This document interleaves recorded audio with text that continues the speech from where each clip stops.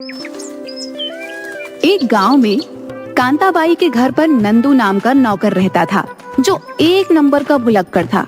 नंदू कुछ देर के लिए सब कुछ भूल जाता था।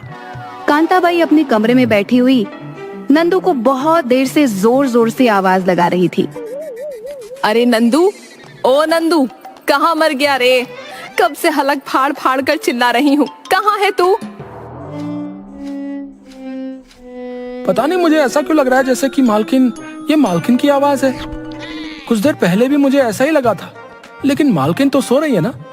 मालकिन तो रात में मुझे कभी नहीं बुलाती। चलो एक बार चलकर देख ही लेता हूँ।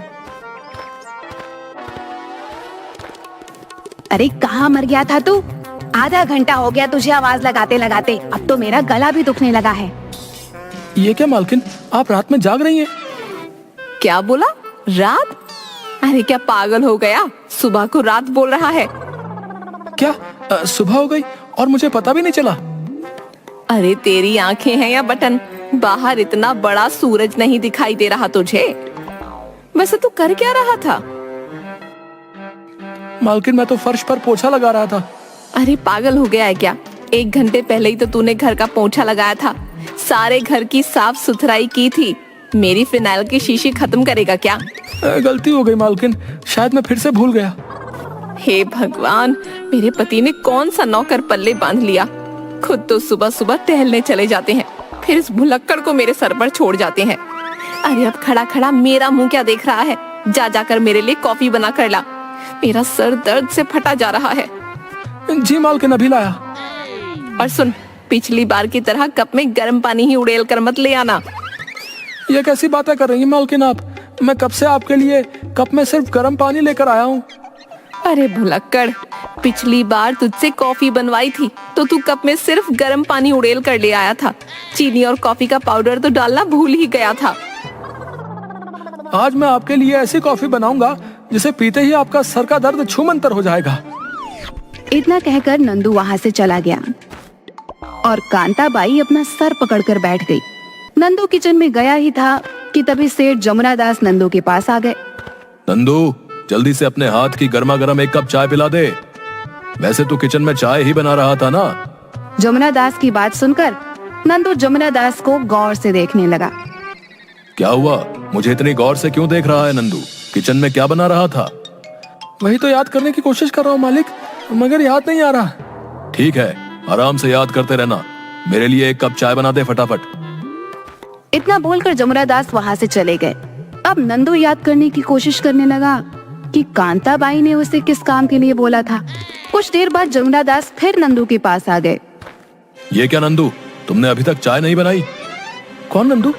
आप किससे बात कर रहे हैं? अरे तू नंदू, यहाँ कोई दूसरा नंदू है क्या? याद आ गया, मेरा ही तो नाम नंदू है, लेकिन आप कौन हैं? अरे मैं जमुना दास। ये क्या है नंदू? अगर तेरे ऐसे ही हालात रहे तो मुझे अपना आधार कार्ड अपनी जेब में लेकर घूमना पड़ेगा। इतना बोलकर जमुना दास चले गए। तभी नंदू के कानों में कांताबाई की आवाज टकराई। कहाँ मर गया नंदू? घर पर ही बना रहा है या बाजार से करके आएगा? नंदू अपना सर पकड़कर अपने आप से बोला। अरे मालकिन की आवाज, ये कहाँ चक्कर में फंस गया? मैं तो भूल ही गया कि मालकिन ने क्या बोला था। एक काम करता हूँ, मालकिन से जाकर पूछ कर आता हूँ। नंदू ने अपने कदम आगे बढ़ाए ही थे कि तभी वह रुककर फिर दोबारा अपने आप से बोला। नहीं नहीं, अगर मालकिन के पास दोबारा जाऊंगा तो वो तो पूरा घर आसमान पर उठा लेंगी। क्या करूं? हाँ, याद आ गया। शायद उन्होंने बाजार से टॉफी लाने के लिए बोला था। नंदू तुरंत बाजार में एक दुकान वाले के पास जाकर बोला, 1 टॉफी दे दो चाचा। क्या हाल है भुलक्कड़ नंदू? आज सुबह सुबह टॉफी लेने आ गया है? कुछ समझ में नहीं आया। जहाँ तक मैं जानता हूँ तो कांताबाई के घर पर तो कोई छोटी बच्ची भी नहीं है। अरे छोटी बच्ची तो छोड़ो, उन दोनों की तो कोई औलाद ही नहीं है। एक तो तुम मुझे भुलक्कड़ कहना बंद करो, समझे? और जल्दी से मुझे 1 टॉफी दो। अरे तुम तो बुरा मान गए नंदू भाई। मैं तो बस ये पूछ रहा था कि टॉफी किसके लिए ले जा रहे हो? मालकिन के सर में बहुत दर्द है, उन्होंने मुझसे टॉफी लाने के लिए बोला है। नंदू की बात सुनकर दुकानदार सर पकड़ते हुए बोला, सर में दर्द है और कांताबाई ने तुझे टॉफी लाने के लिए बोला है?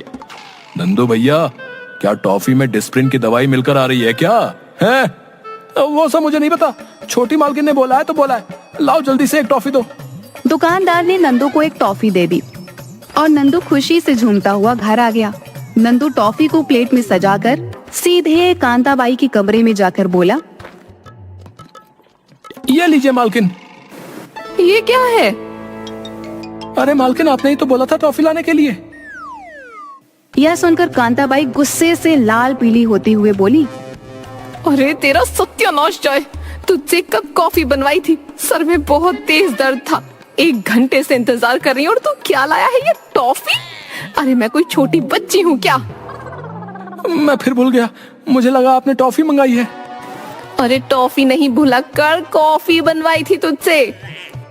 ठीक है, मैं अभी बना कर आता हूँ। नहीं नहीं, कहीं जाने की जरूरत नहीं है, मैं खुद बना लूंगी। तू बस एक एहसान कर, क्या मालकिन? मेरी नजरों से इस वक्त दूर हो जा। नंदू वहाँ से चला गया। जमुना प्रसाद यह सब देखकर जोर जोर से हंसने लगे। हंसो और हंसो। है, बहुत हंसी आ रही है ना तुम्हें? अरे क्या जरूरत थी इसे यहाँ रखने की? इसने मेरे सर में दर्द कर दिया है। तुम इसे धक्के देकर बाहर क्यों नहीं निकाल देते? तुम तो जानती हो कांता, इसका पिता सुखिया हमारे यहाँ बरसों से नौकरी करता था। इसकी माँ तो इसे जन्म देते ही चल बसी और कुछ दिनों पहले बेचारा सुखिया भी चल बसा।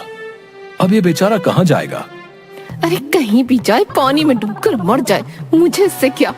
इसकी भूलने की आदत ने मेरे सर में दर्द कर दिया है। चिंता मत करो, धीरे धीरे ये सही हो जाएगा। सीख नहीं जाएगा बल्कि मुझे मार देगा। तुम तो वैसे भी यही चाहते हो ना।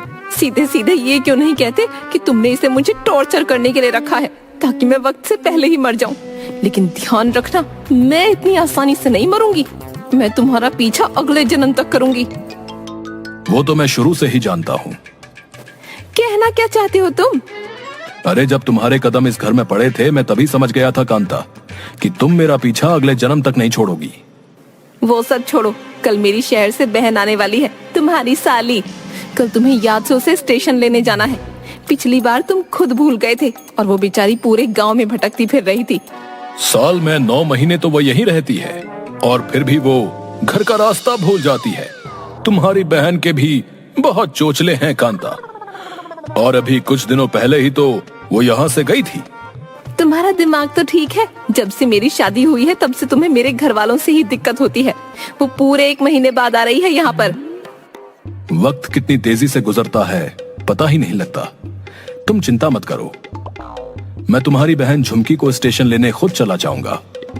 अरे तुम खुद ही जाना, कहीं अपने इस भुलक्कड़ नौकर को वहां मत भेज देना। पता चला ये उसे घर लाने की बजाय किसी लाइन की पटरी पर बिठा दे। काश मैं ऐसा कर पाता। क्या बोले? कुछ नहीं। इतना बोल के जमुना प्रसाद चले गए।